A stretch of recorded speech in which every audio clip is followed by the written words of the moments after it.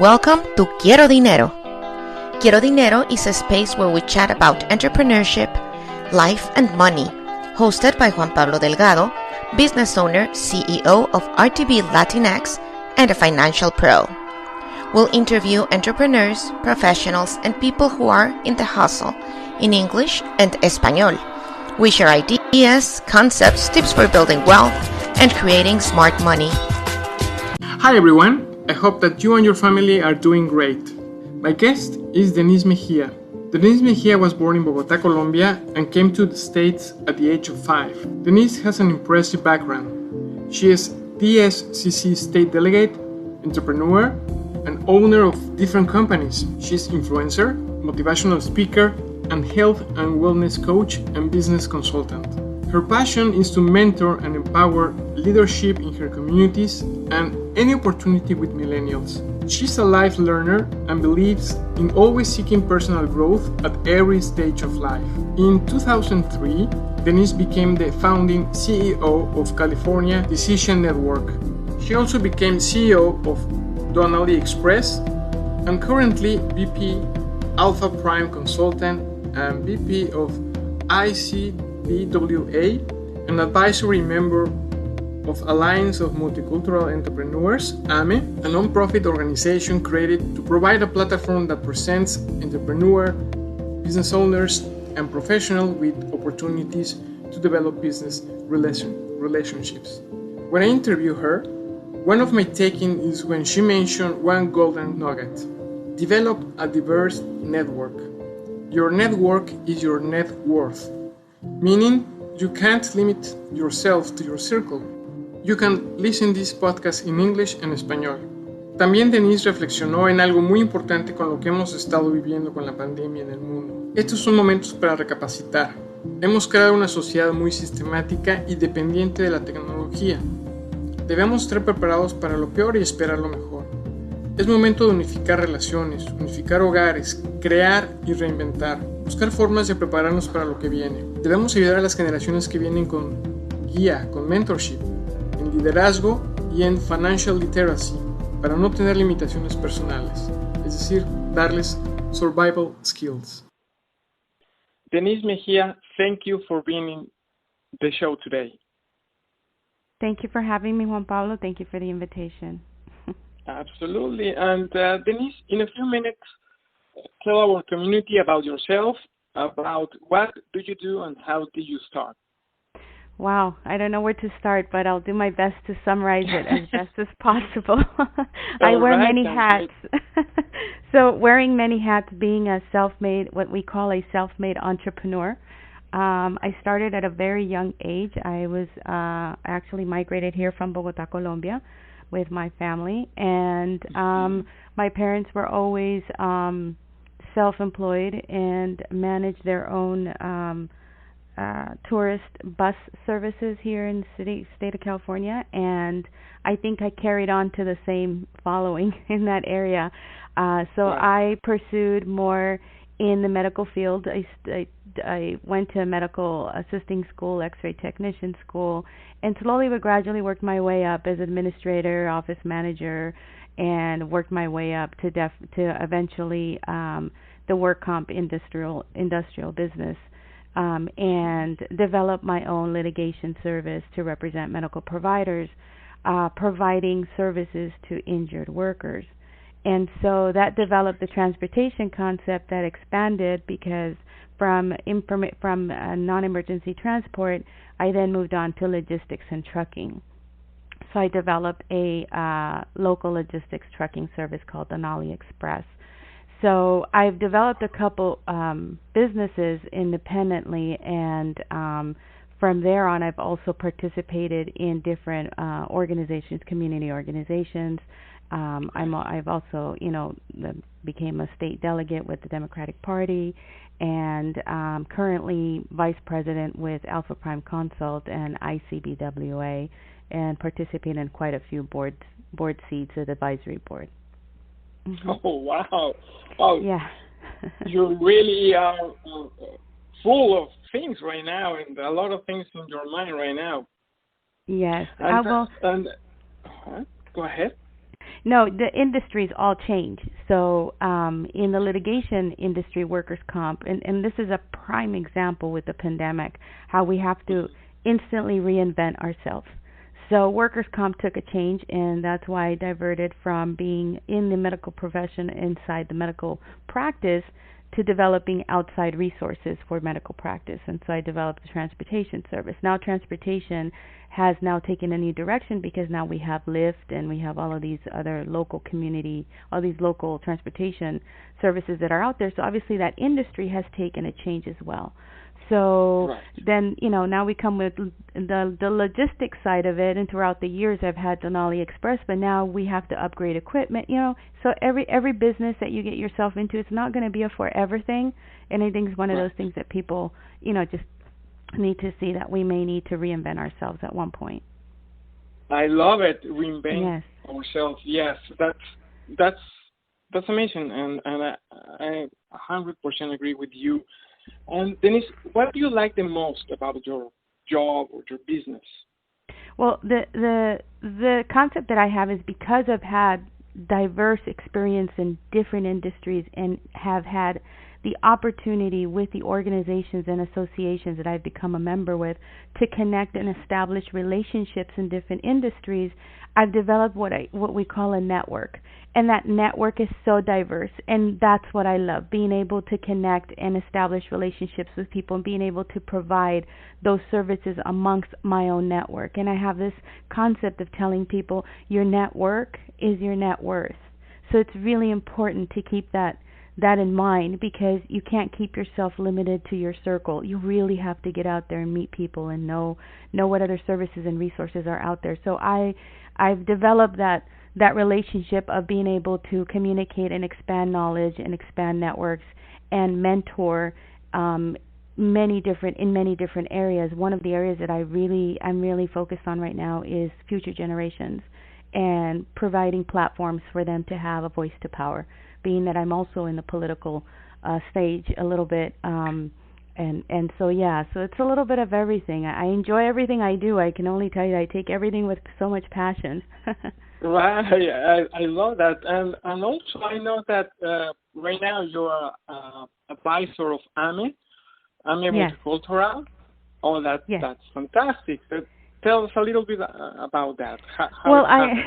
It's unique. I believe Mr. Mario Vitali, the CEO, reached out to me and made a personal invite to collaborate, and we had a few phone calls. We had conversations. And with the concept that I come from a business consultant area, with Alpha Prime Consult, we specialize in many areas of interest when we have small business entrepreneurs starting up a business and developing their business plan, as well as diversified businesses and strategic planning and nonprofit organizations and structure. So it's a combination of services, and I think a lot of that was highlighted somewhere, somehow. And the network that Mr. Vitali already has are people that I'm already acquainted with. So I don't know if a word of mouth got through there. And so I guess he reached out to me, and I was more than happy. I looked at the history of the organization, and he shared a lot of what has transpired and what the intent and the purpose and mission and vision with AME is, and I felt that I can come in and, as an advisory board, come in and see what I can do to help take it to the next platform and next level and do what I can to help you guys there. Oh, wow, amazing, and I love it. Thank you for that. Mm-hmm. And Dennise, what is the most challenging you've encountered personally and professionally, and how do you overcome the challenge, and of course, what do you learn from it? Okay, well, I want to say that because I started such a young age, and back in those years, I'm not 20 anymore.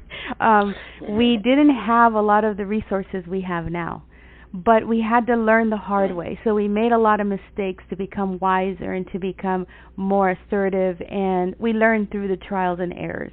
And so I always say you got to hit 100 failures before you hit success. So eventually you work your way up, and eventually all those hardships you go through help you become a better and a genuine leader, because you've gone through the challenges, the highs and the lows. So challenges for me were that since I started early, I started my business when my initial business is a medical billing and collection service that I initiated. I think I started that when I was 23 years old. By 26, 27, I want to say, I was making over $500,000 on medical billing and collection for workers' comp and litigation. So that obviously opened an opportunity to keep reinvesting in the business versus going back to school. So I didn't have the opportunity to go back to school, and I really wanted to go back to school, but the business took a different direction. So obviously your life, you get things put in your path that you have to either take the opportunity and take the challenge and move forward with it, or hold off and wait till you say I'm ready. And my dad used to say, don't let an opportunity come and find you busy doing something else.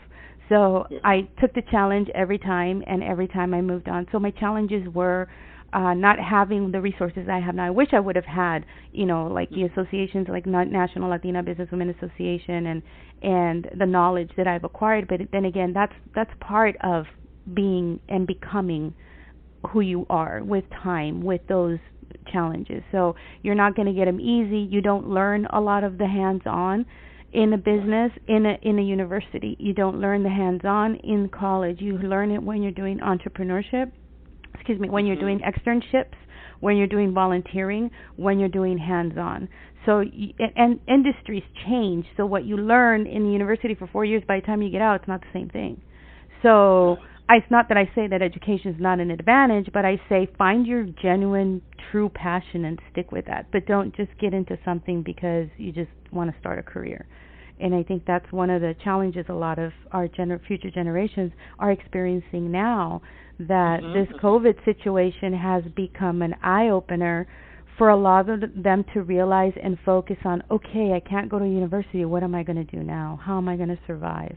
So you have to reinvent. So to me, it's always important to tell people, think of a plan B and a plan C at all times, because things will never be the same always, forever. Things will change. Society changes, circumstances changes, and here we go, COVID hits, and everybody's reinventing right now. So yeah. Exactly.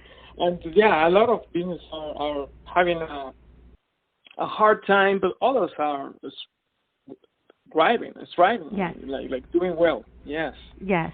Wow. Yes. And Dennise, share with our community your biggest insights about business or your most valuable financial lesson. I want to say that's always number one. Network is your net worth.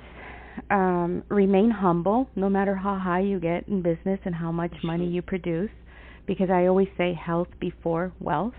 You're no good to anybody partly broken.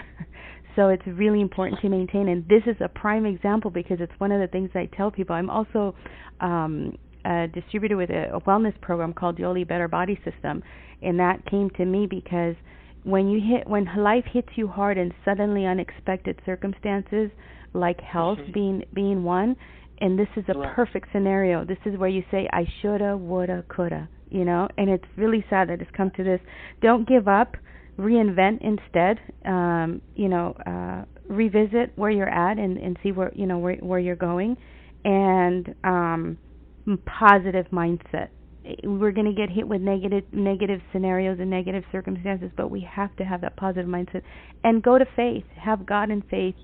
Have God as part of your faith motivation to get you by for the next day, because everything is temporary. Not everything's going to be bad for a long term.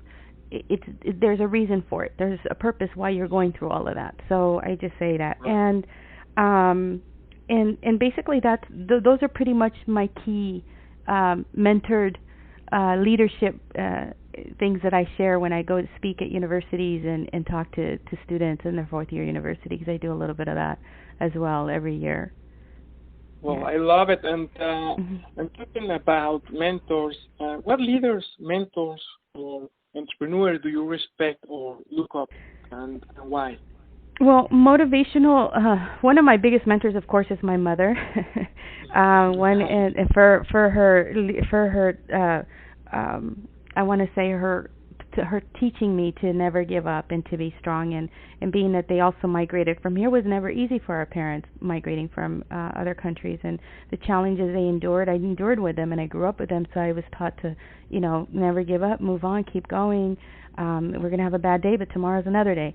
In terms of courage, my son's in the Marine Corps. For him to take on that decision was, I see him as my hero. And oh, wow. My daughter is my mini me. She is totally a mini me.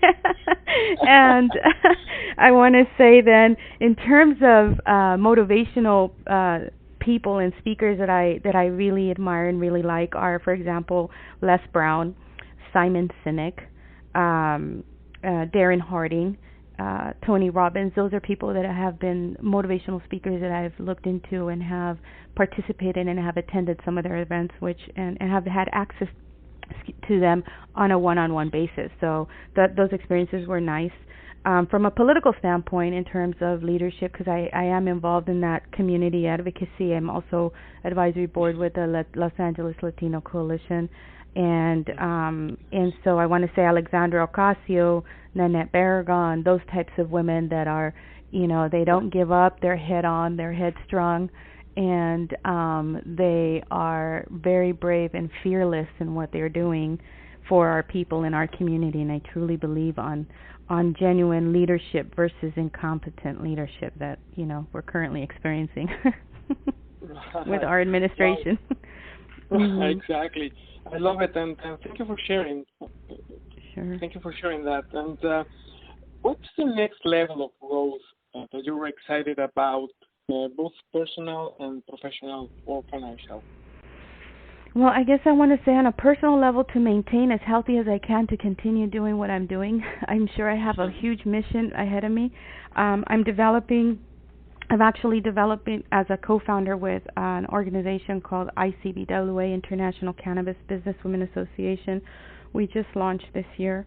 And really the purpose with ICBWA is to introduce to the community a different vision of what cannabis can and has been able to do for many years, but it has been stigmatized in so many ways, in so many levels. So it's an area to be able to provide women the opportunity, because it's mainly male prone business ownership, and so we're seeing this huge revolution of women coming out for business in many areas. And so being a resource with all of my experience from a business perspective and structure perspective, developing those relationships with business women, obviously licensed vendors, teaching them how to go on to taking it to the next level, because a lot of these people are growers or distributors, or they think of an awesome brand or name, but they don't know how to brand it, they don't know how to get it out there, they don't know about marketing, they don't know about business planning, look ahead, look beyond what you're just doing now type thing. So to provide education and advocacy through workshops and network resources for women in the industry. So that is one thing I'm really excited about, because I feel it's time to educate in that industry a little bit more, but in a more constructive way, and not have people think it's potheads or medical marijuana. And the irony of it is that I'm Colombian, so people always relate to it. I know. Right. La Reina del Sur, how they say.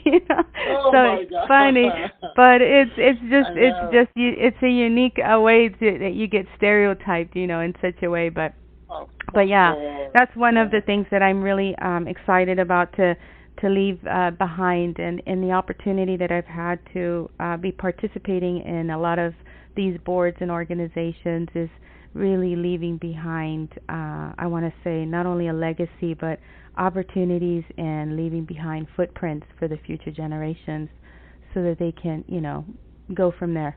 And that's one of the things that I didn't have. So being able to provide that for future generations, like my children, my circle of family and friends or network, and getting involved in that aspect, that's really what you leave behind, because you only leave behind the fond memories and the impact you did to communities and people and future generations. That's really all we leave behind. So yeah, that to me is really important. Really important. Yeah. Well, I love it. And actually, I was about to ask you about what legacy would you want to leave behind? ¿Qué legado te gustaría decir? But you just mentioned it. But can you expand it a little bit and yeah, of course. Español? Claro que sí. El legado que te digo, yo tuve una oportunidad a una temprana edad a ser emprendedora, empresaria, y no fue fácil, fue muy difícil. No tuve los conocimientos ni tuve el apoyo como lo tenemos ahora con tantas asociaciones, organizaciones y grupos de network que ahora existen. Entonces, viendo que esa era una deficiencia, que en este momento no es que no logré nada, he logrado mucho hasta la fecha, hasta el día de hoy, pero la idea es dejar esos pasos disponibles y plantear esas semillas para las generaciones que vienen, en el sentido de tener varias o formas diversas, tanto como en el liderazgo para la mujer y el emprendimiento, como la comunidad política, como la comunidad local, y apoyar y tener voz para nuestra comunidad, y al mismo tiempo para ayudar a dar mentorship y ayudar a las generaciones que vienen con guía, porque muchos de ellos, te doy un ejemplo, en las universidades cuando yo iba a hacerles las clases de leadership, me encontraba yo en una situación como, wow, están aquí hace cuatro años, y les hice la simple pregunta, hice un ejercicio: soy tu primera oportunidad en un trabajo top notch de esos de empresa, como decimos, 1A, y cómo tú te vas a venir y te vas a presentar a mí con la forma más sencilla, dame la mano de una forma profesional. Me quedé en shock, que primero no sabían cómo pararse, cómo arrimarse, cómo saludar, cómo iniciar una conversación. Wow. Son cosas que son básicos, son cosas que estos niños no les enseñan. El tema de financial literacy. En este momento, el tema de la economía personal, en finanza personal, estos niños o estos estudiantes, o por decir esta generación, nunca fue educada en ese ambiente. Entonces salen de la universidad con una deuda tremenda, y salen y se quieren meter a otra deuda de otro carro o a comprar sin tener conocimiento de lo que se están metiendo. Por eso es que ahorita tú ves que el caos de lo que está pasando con el virus, esta generación va a ser impactada bastante en el sentido financiero, personal, porque no han sabido administrarlo. Entonces es el momento que todo eso se debe de inculcar dentro del mismo hogar, para que a futuro no pasen por los que están pasando ahorita ellos y sus siguientes generaciones. Esas limitaciones que se están viendo ahora en día, que no es solo en el mundo financiero, personal, en el mundo de salud, porque no nos hemos cuidado en el ambiente de salud, y en el ambiente farmacéutico, que es otro ambiente que también peleo yo mucho ese tema. Son cosas que uno tiene que tratar de inculcar dentro del hogar, mejores ejemplos, y ahí es donde empieza. La verdad es que ahí es donde empieza. Tu legacía la vas dejando tú mismo cuando tú ya partes de aquí, pero ¿qué les dejaste? Les dejaste herramienta, les dejaste forma de ellos tener conocimientos básicos, lo que le digo yo, survival skills. Existen, los tienen.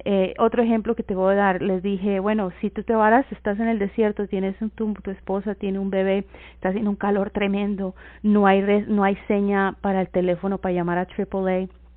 Alcen la mano aquí, ¿cuántos saben cambiar una llanta? De 300 estudiantes en una universidad, UC Santa Barbara, 3 estudiantes alzaron la mano. No, güey. Entonces, eso es un ejemplo de la sociedad que hemos creado, muy sistemática, muy dependiente a la tecnología y no a las cosas básicas para podernos sostener o sobrevivir en momentos difíciles. Entonces, son momentos que tenemos que recapacitar un poquito y como que prepararnos para lo peor, porque como vemos las cosas no se van a poner mejor, eventualmente, pero tienen que ponerse peor antes de mejorar. Entonces es momento de unificar hogares, un momento de unificar relaciones, crear, reinventar, buscar formas de podernos preparar para lo que se nos viene, porque mucho más falta por venir. Entonces no estamos conectados y esto por un lado ha sido bueno y malo en muchos sentidos. Malo pues por lo que estamos viviendo, pero bueno porque nos está haciendo como que sentar cabeza y decir, bueno, ya no es salir, el party, la rumba, los amigos, comprar, el shopping, ya no es ese estilo de vida, ya como que ya no es lo mismo. Exacto. Ya estamos tomándole valor más a las cosas que estamos viviendo día a día. Correcto. Y mucha gente ha perdido familia. Este es otro concepto, financial literacy. ¿Cuánta gente se ha muerto ya con el COVID? Y si estuvieran, si por lo menos su familia hubiera hecho una pequeña inversión, una póliza de vida, las situaciones financieras no hubiera sido el golpe tan difícil. Entonces, ahí lo tienes. Eso es otro concepto que no estamos pensando que debemos de tener. Son herramientas básicas, pero son vitales a largo plazo. Y no los pensamos con tiempo, sino esperamos que el golpe nos pegue, porque así somos de tercos.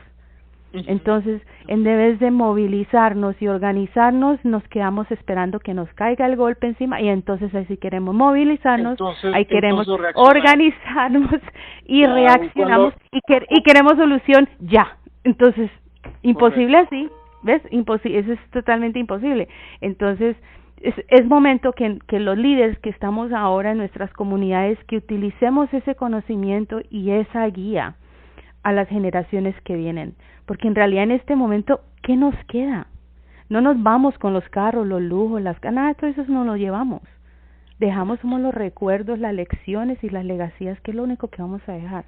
Y como se ve la cosa, no se ve nada fácil, pero tenemos que ponernos pilas, como decimos en Colombia, póngase pilas para poder salir adelante, y por lo menos el día que tú partas de este mundo, tus hijos puedan sostenerse y puedan sobrevivir. Y entonces esas son las cosas que yo digo que son importantes en este momento, inculcar al futuro, que yo no tuve esa oportunidad porque yo llegué y me arranqué el negocio y reinventarme y volverme a reinventar con Don AliExpress, con CPN, y ahorita ayudando con Alpha Prime Consult, con creando ICBWA.